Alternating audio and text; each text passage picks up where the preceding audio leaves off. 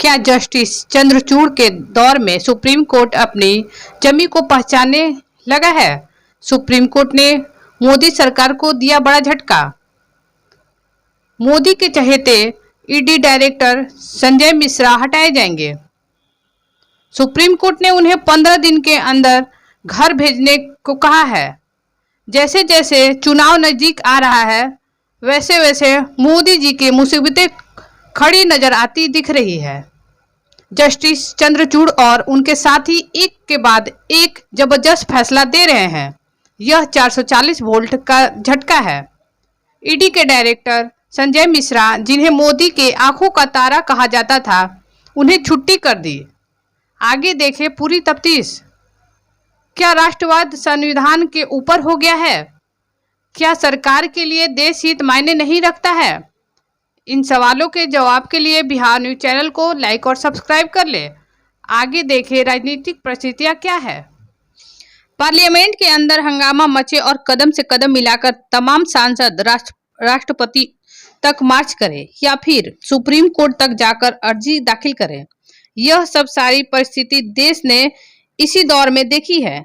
क्या वाकई लोकतंत्र का गला घोट कर कोई सरकार काम करने लगे और सुप्रीम कोर्ट कहे कि पूरी ईडी डायरेक्टर संजय मिश्रा की नियुक्ति ही गैर कानूनी है? तो क्या पूरा सिस्टम ही चरमरा चुका है या फिर सत्ता ने अपने अनुकूल परिभाषित कर लिया है? कोई भी सरकार का काम होता है तो उसे कानूनी जमा पहनाने में मुश्किल नहीं है, क्योंकि सारी चीजें इस देश में राष्ट्रवाद के तहत है। राष्ट्रवाद का मतलब है कि क्या वह संविधान से भी ऊपर हो गया? क्या चुनी हुई सरकार ने राष्ट्रवाद को ढाल बना लिया?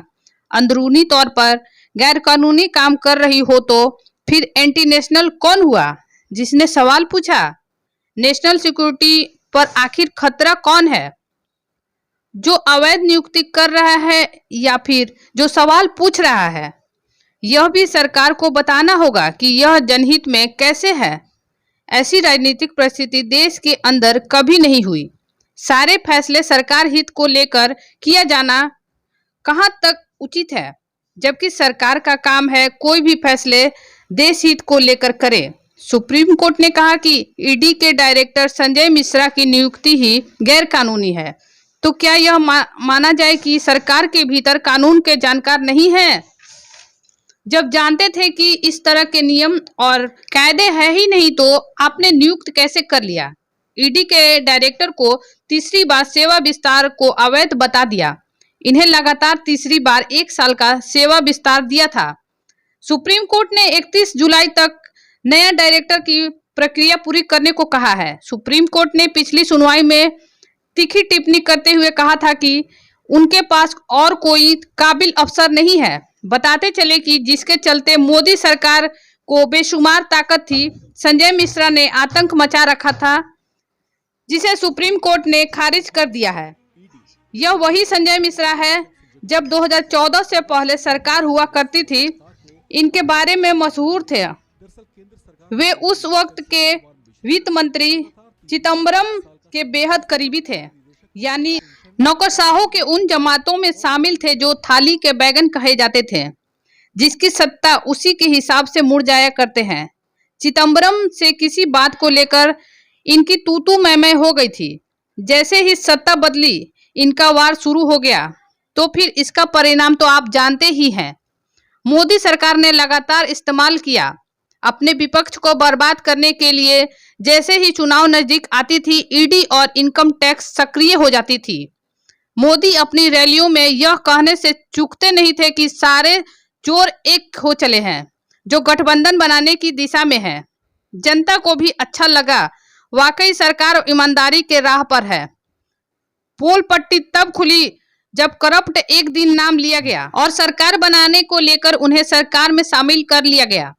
इसी बीच महाराष्ट्र के अंदर ईडी के अधिकारियों की तादाद बढ़ गई, इस देश के कई हिस्सों में बढ़ गई।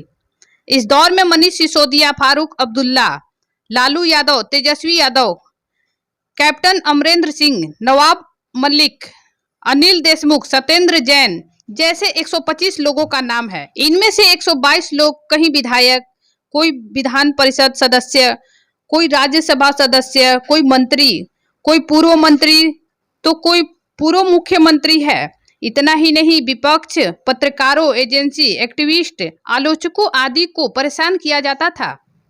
ऐसे ही खबरों को देखने के लिए बिहार न्यूज चैनल को लाइक और सब्सक्राइब कर ले।